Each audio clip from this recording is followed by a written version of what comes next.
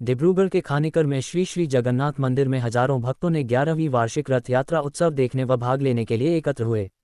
पहली बार भगवान जगन्नाथ, बलराम व देवी सुभद्रा का अलग अलग 3 रथों पर शोभायात्रा निकाली गई। सुबह हुई मूसलाधार बारिश के बाद दोपहर में खुली धूप के साथ सुहाने मौसम में हजारों की संख्या में महिला, पुरुष व युवाओं ने भगवान जगन्नाथ, भगवान बलभद्र व देवी सुभद्रा के अलग अलग रथों को रस्सियों से खींचते हुए भगवान जगन्नाथ की जयघोष से पूरे अंचल को गुंजायमान कर दिया।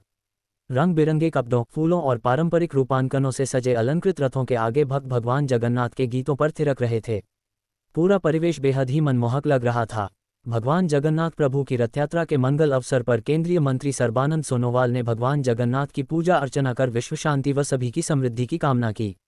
वहीं राज्य मंत्री बिमल बोरा ने इस वर्ष राजा की भूमिका में भगवान जगन्नाथ की पूजा कर उनके रथ के समक्ष विशेष प्रकार की झाड़ू से सड़क को साफ करते हुए रथों आगे बढ़ाया। मंदिरत आज आपनालोके सकलोৱে देखिছে हजार हजार भक्तगणे आহি प्रभु जगन्नाथर श्रीचरणत मूर दुआइছে और आज अनुष्ठानটোৰ এটা বিশেষ এটা তাৎপৰ্য আছে कारण केवल जगन्नाथই নহয় লগতে সুভদ্ৰাৰ বলৰামৰ 3টা ৰথ आज এই যাত্ৰাত বিশেষভাৱে ভক্তগণে এই ৰথত তেখেতসকলে সফলভাৱে যাত্ৰাক এটা মাত্ৰা দিবৰ বাবে অংশগ্ৰহণ কৰিছে ভক্তিভাৱে।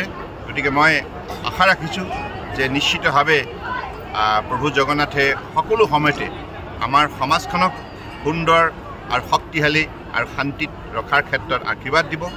আৰু আমিও প্ৰতিগৰাকী ইয়ালৈ যিমান সংখ্যক বৈষ্ণৱপৰায়ণ ভক্ত আহিছোঁ আমিও বিশ্বাস কৰোঁ কেৱল ভাৰতবৰ্ষতে নহয় বিশ্বৰ বুকুত ভগৱান কৃষ্ণৰ শ্ৰীচৰণত মূৰ দুৱাই আজি বিশ্ববাসীয়ে আনন্দ বুটুলিছে, শান্তিৰে জীৱনক আগুৱাই নিবলৈ সক্ষম হৈছে আৰু সদ্ভাৱনা গঢ় দি বিশ্বৰ বুকুত এটা শক্তিশালী মানে ভাতৃত্ববোধ গঢ় দিছে। গতিকে এই ৰথযাত্ৰাৰ এটা শক্তিশালী তাৎপৰ্য আছে। আমাৰ সমাজ জীৱনত ইয়াৰ এটা শক্তিশালী ভূমিকা আছে আৰু আমাৰ ব্যক্তিগত জীৱনতো জয় জগন্নাথৰ এটা সদায় শক্তিশালী এটা মানে ভূমিকা আছে, যিটো ভূমিকাই বা জয় জগন্নাথৰ যি আশীৰ্বাদেই আজি একোগৰাকী ব্যক্তিক জীৱনত বিভিন্ন ধৰণৰ জীৱনলৈ অহা বিভিন্ন সমস্যা, সংকট, প্ৰত্যাহ্বান যোগ্যতাৰে প্ৰত্যুত্তৰ দিবৰ বাবে মনোবল দিয়ে,